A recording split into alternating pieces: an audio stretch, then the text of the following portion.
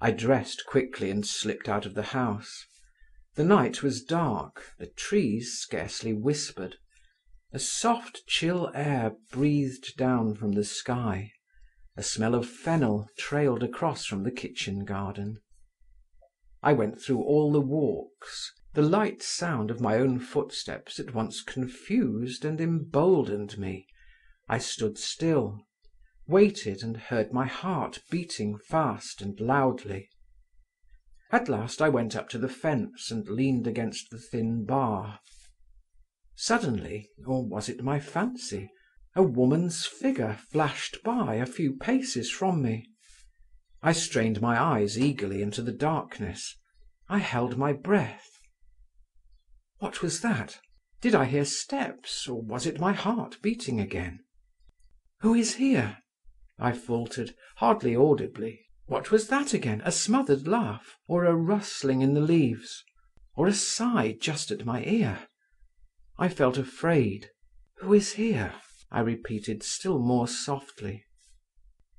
The air blew in a gust for an instant. A streak of fire flashed across the sky. It was a star falling. "Zinaïda!" I wanted to call, but the word died away on my lips. And all at once everything became profoundly still around, as is often the case in the middle of the night. Even the grasshoppers ceased their churr in the trees. Only a window rattled somewhere. I stood and stood, and then went back to my room, to my chilled bed. I felt a strange sensation, as though I had gone to a tryst and had been left lonely, and had passed close by another's happiness. Chapter 17.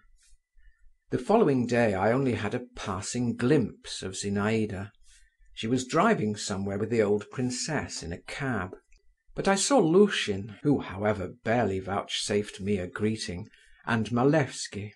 The young count grinned and began affably talking to me. Of all those who visited at the lodge, he alone had succeeded in forcing his way into our house, and had favourably impressed my mother. My father did not take to him, and treated him with a civility almost insulting. "Ah, Monsieur le Page," began Malevsky, "delighted to meet you. What is your lovely queen doing?" His fresh, handsome face was so detestable to me at that moment, and he looked at me with such contemptuous amusement, that I did not answer him at all. "Are you still angry?" he went on. "You've no reason to be. It wasn't I who called you a page, you know, and pages attend queens especially. But allow me to remark that you perform your duties very badly." "How so?" "Pages ought to be inseparable from their mistresses. Pages ought to know everything they do. They ought, indeed, to watch over them," he added, lowering his voice, "day and night." "What do you mean?" "What do I mean? I express myself pretty clearly, I fancy. Day and night. By day it's not so much matter.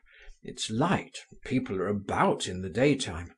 But by night, then look out for misfortune. I advise you not to sleep at night, and to watch. Watch with all your energies. You remember, in the garden, by night, at the fountain. That's where there's need to look out." "You will thank me." Malevsky laughed and turned his back on me. He most likely attached no great importance to what he had said to me. But he had a reputation for mystifying, and was noted for his power of taking people in at masquerades, which was greatly augmented by the almost unconscious falsity in which his whole nature was steeped. He only wanted to tease me, but every word he uttered was a poison that ran through my veins. The blood rushed to my head. "Ah, so that's it," I said to myself. "Good. So there was reason for me to feel drawn into the garden. That shan't be so. I cried aloud and struck myself on the chest with my fist, though precisely what should not be so I could not have said. Whether Malevsky himself goes into the garden, I thought. He was bragging, perhaps, he has insolence enough for that. Or someone else. The fence of our garden was very low, and there was no difficulty in getting over it. Anyway, if anyone falls into my hands, it will be the worse for him. I don't advise anyone to meet me. I will prove to all the world, and to her, the traitress (I actually used the word traitress), that I can be revenged. I returned to my own room, took out of the writing table an English knife I had recently bought, felt its sharp edge, and knitting my brows with an air of cold and concentrated determination, thrust it into my pocket, as though doing such deeds was nothing out of the way for me. And not the first time. My heart heaved angrily, and felt heavy as a stone. All day long I kept a scowling brow and lips tightly compressed, and was continually walking up and down, clutching, with my hand in my pocket, the knife, which was warm from my grasp, while I prepared myself beforehand for something terrible. These new, unknown sensations so occupied and even delighted me that I hardly thought of Zinaïda herself. I was continually haunted by Aleko, the young gipsy. "Where art thou going, young handsome man? Lie there." And then, "Thou art all besprent with blood. Oh, what hast thou done?" "Naught." With a cruel smile I repeated that "naught." My father was not at home, but my mother, who had for some time been in an almost continual state of dumb exasperation, noticed my gloomy and heroic aspect, and said to me at supper, "Why are you sulking like a mouse in a meal tub?"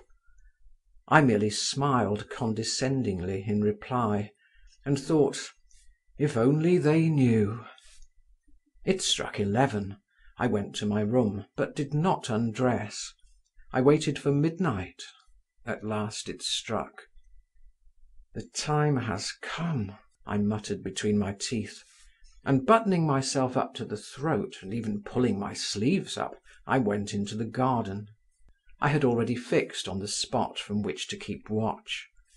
At the end of the garden, at the point where the fence separating our domain from the Zasyekins' joined the common wall, grew a pine tree standing alone.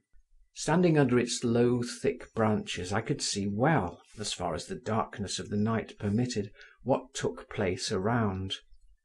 Close by ran a winding path which had always seemed mysterious to me. It coiled like a snake under the fence, which at that point bore traces of having been climbed over, and led to a round arbour formed of thick acacias. I made my way to the pine tree, leaned my back against its trunk, and began my watch. The night was as still as the night before, but there were fewer clouds in the sky, and the outlines of bushes, even of tall flowers, could be more distinctly seen. The first moments of expectation were oppressive, almost terrible. I had made up my mind to everything. I only debated how to act. Whether to thunder, "Where goest thou? Stand, show thyself, or death," or simply to strike. Every sound, every whisper and rustle seemed to me portentous and extraordinary. I prepared myself. I bent forward. But half an hour passed, an hour passed.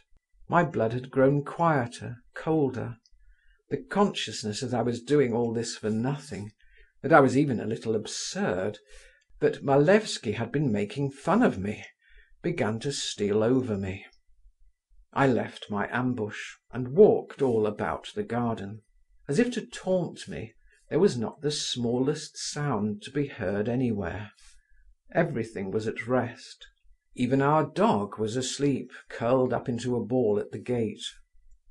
I climbed up into the ruins of the greenhouse, saw the